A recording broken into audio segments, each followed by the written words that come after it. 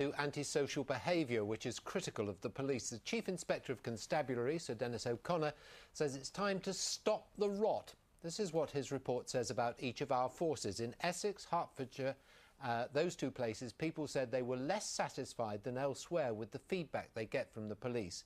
In Suffolk, Northamptonshire and Bedfordshire, victims of antisocial behaviour reported average or higher levels of satisfaction. But best in the region were Thames Valley, Norfolk and Cambridgeshire. A high proportion of victims said their complaints were handled well. I think the key focus for me is if forces know where the trouble is happening. It sounds absolutely obvious, and your viewers will be saying, but of course we know where antisocial behaviour is happening. Communities know where antisocial behaviour is happening, but not always forces are responding in those particular areas. So places like Norfolk and Cambridgeshire have got a very clear view of the issues that are happening in their local communities.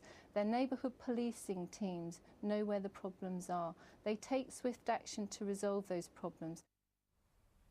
Well, Mike Cartwright has spent the day with the police in Bedfordshire to see what the public think about the way they tackle antisocial behaviour.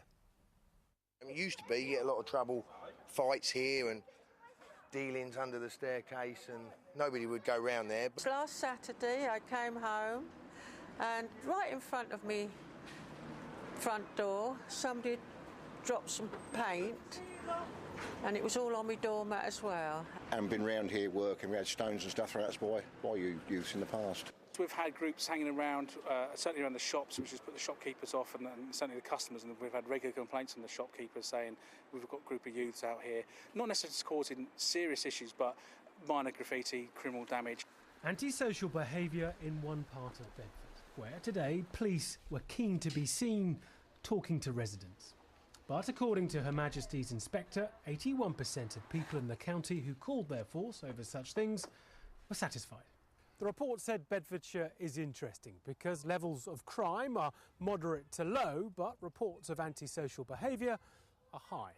Antisocial behaviour perception is up. The actual incidents of antisocial behaviour are also falling generally across Bedfordshire, but minor crime seems to be slightly up. And I think what's happening is we are getting to more people, and so we're recording more. And so people might feel that there's more going on, but actually we're getting to know what's actually going on, and that's really important. Meanwhile, in Hertfordshire, changing perceptions about hoodies. Antisocial behaviour is down in the county. In Stevenage, they're sticking up for youngsters. I think there's a problem in every town with elements of antisocial behaviour. It isn't just young people. You get some people in their 20s coming home, late at night from the pub, or being quite disruptive. Most of the young people in this town, I think, are extremely well behaved. Back in Bedford, officers say antisocial behaviour is decreasing in this part of town. Their challenge here and across the county is to keep it that way. Mike Cartwright, BBC Look East, Goldington. Coming up later in the programme, Alex Dunlop braves the forces of gravity and finds they... A former Baptist minister from King's Lynn has been found guilty of an indecent assault on a teenage girl. The abuse started in the late 70s and went on for 5 years. Louise Holmes reports. Malcolm Hoare, on the right wearing glasses, was today found guilty of indecently assaulting the girl on 5 separate occasions. On 3 other charges of abuse, he was cleared. The offences date back to when the 68-year-old was involved with this Baptist Fellowship Church in King's Lynn. The girl was a member of the congregation. She only decided to speak out 30 years on after she had counselling. The last 2 years have been a roller coaster, but I have never once regretted the decision to take it forward to this day. And I just feel absolutely ecstatic about it, that he's got what he deserved, even after all of these years. Hoare denied the abuse, although he did admit having one sexual encounter with the girl when she was 16. In his defence, he said it was a moment of total weakness, which he regretted deeply and was terribly and absolutely ashamed by it. Hoare retired as a pastor in 2008 and has since been working as a chaplain at Wayland Prison. Today, Norfolk Police said this case focused on a man who abused his position of trust as a notable church figure. The victim's bravery in coming forward after so many years to report the offences is to be admired. As the 5 guilty verdicts were read out, there were loud gasps from the public gallery. Malcolm Hoare stared straight ahead. He's due back in court in the next few weeks to be sentenced. Louise Holmes, BBC Look East, Norwich Crown Court. Protesters today voiced their anger over plans to slash the size of the county council in Suffolk.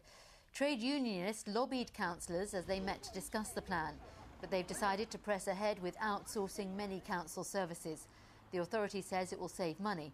Campaigners say it will cost thousands of jobs. A new scheme to help people with mental health problems has been set up in Norfolk. The idea is to get people out of their homes into the open air and onto a farm. This report from Mike Liggins. Claire Drake has had anxiety and depression for 20 years. 2 years ago, she had to give up work. But now, she's driving tractors and helping out at Clinks farm at Toft Monks and loving it. It's brought my spirits up. It's made me feel more confident within myself. I've made some good friends.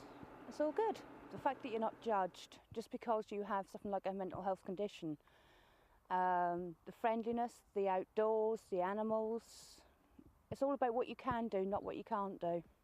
The project is designed to help people with a range of mental health issues.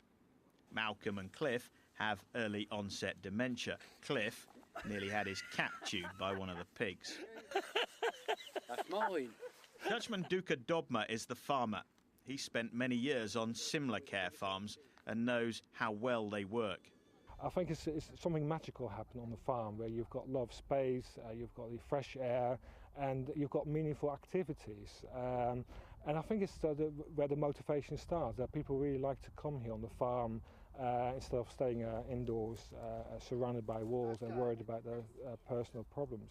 Clinks Farm is a joint project between Great Yarmouth and Waveney NHS and the Norfolk and Waveney Mental Health Trust. People can be referred either by their GP or by the Mental Health Trust. People come here to regain their independence rather than stay here. The idea is that they can become what they want to be, whether it's working in a market garden, getting a job on a farm themselves, doing something with the land and animals, which is what they love. People will get 1 day a week on the farm for 12 weeks.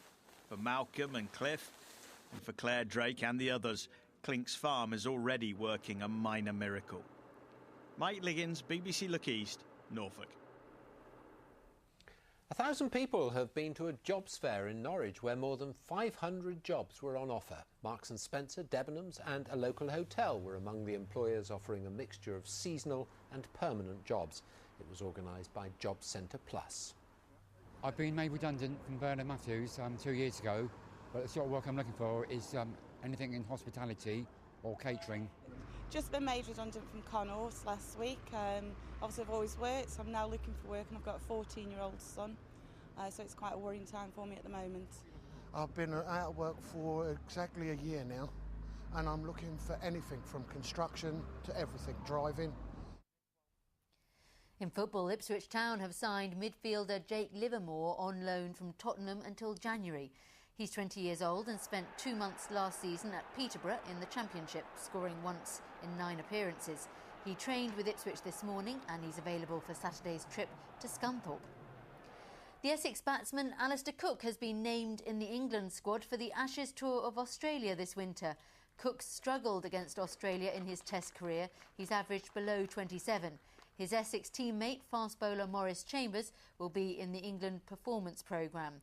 That will be based down under for the first half of the tour. He's been the most improved player for Essex this season.